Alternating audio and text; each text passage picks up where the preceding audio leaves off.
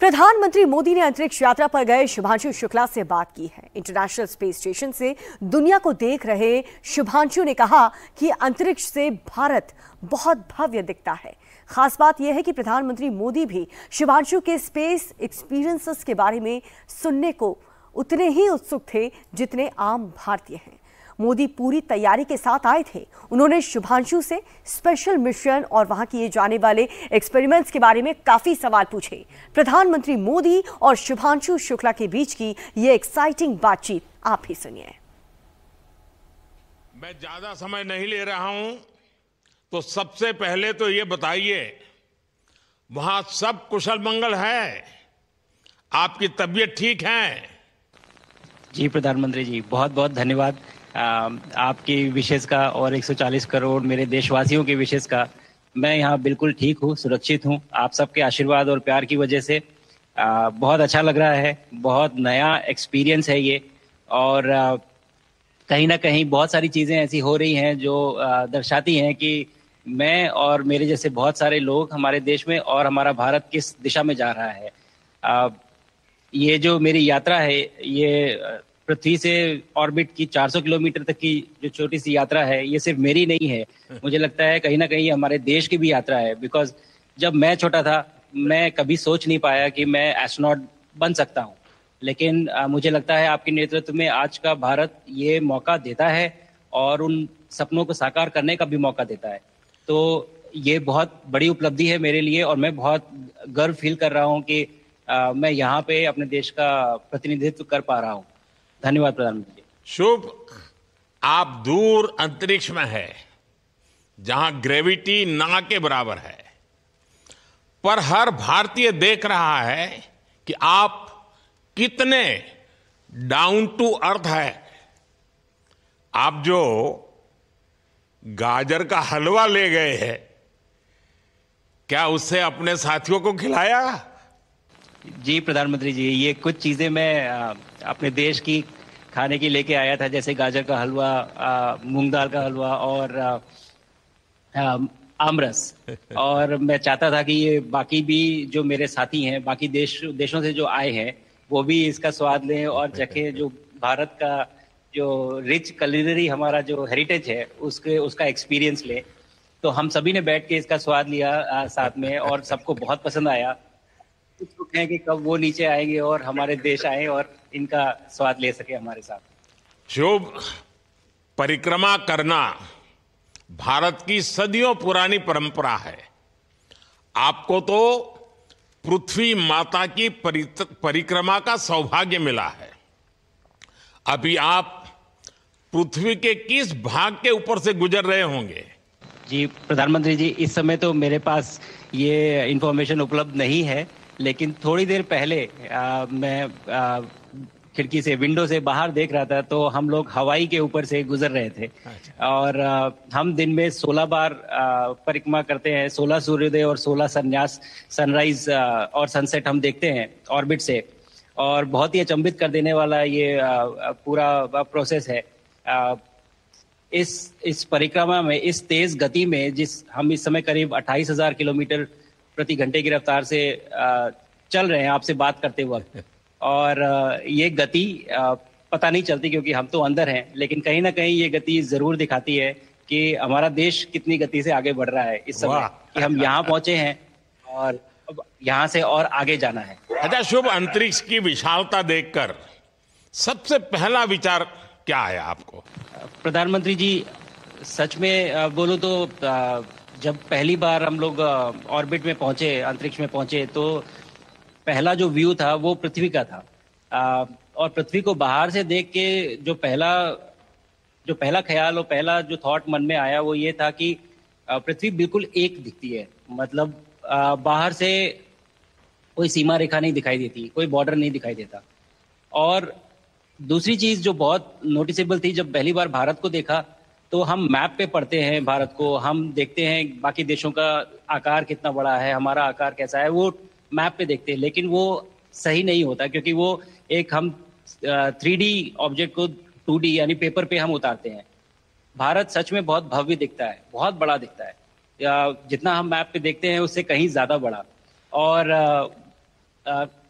जो वननेस की फीलिंग है, पृथ्वी की वननेस की फीलिंग है, जो हमारा भी मोटो है कि अनेकता में एकता, वो बिल्कुल उसका महत्व ऐसा समझ में आता है बाहर से देखने में कि लगता है कि कोई बॉर्डर एग्जिस्ट ही नहीं करता, कोई राज्य नहीं एग्जिस्ट करता, कंट्रीज नहीं एग्जिस्ट करती। फाइनली हम सब ह्यूमैनिटी का पार्ट है और अर्थ हमारा एक घर है और हम सब के सब उसके सिटीजन्स हैं। शुभांशु, स्पेस स्टेशन पर जाने वाले आप पहले भारतीय हैं। आपने जबरदस्त मेहनत की है, लंबी ट्रेनिंग करके गए हैं। अब आप रियल सिचुएशन में है, सच में अंतरिक्ष में है। वहां की परिस्थितियां कितनी अलग हैं, कैसे एडप्ट कर रहे हैं?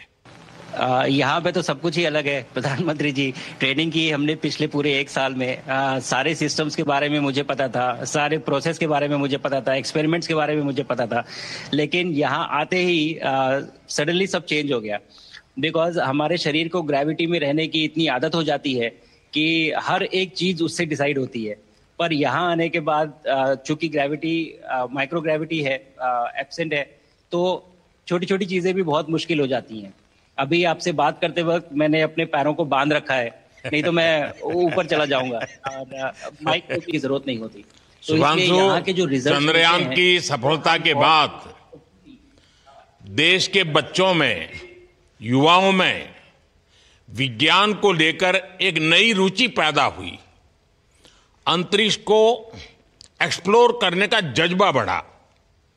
अब आपकी ये ऐतिहासिक यात्रा उस संकल्प को और मजबूती दे रही है। आज बच्चे सिर्फ आसमान नहीं देखते, वे यह सोचते हैं मैं भी वहां पहुंच सकता हूं। यही सोच, यही भावना हमारे भविष्य के स्पेस मिशंस की असली बुनियाद है। आप भारत की युवा पीढ़ी को क्या मैसेज देंगे? प्रधानमंत्री जी, अगर मैं अपने युवाओं पीढ़ी को आज कोई मैसेज देना चाहूंगा तो पहले ये बताऊंगा कि भारत जिस दिशा में जा रहा है, हमने बहुत बोल्ड और बहुत ऊंचे सपने देखे हैं और उन सपनों को पूरा करने के लिए हमें आप सबकी जरूरत है।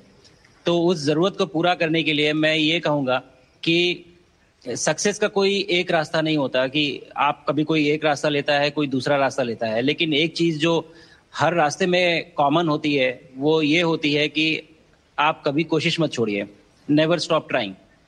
अगर आपने ये मूल मंत्र अपना लिया कि आप किसी भी रास्ते पे हो, कहीं पे भी हो, लेकिन आप कभी गिव अप नहीं करेंगे, तो सक्सेस चाहे आ जाए या कल आए करके और उनको जल्दी से जल्दी पूरा करने की कोशिश करेंगे। शुभांशु, मुझे पक्का विश्वास है कि आपका ये संदेश एक प्रेरणा देगा।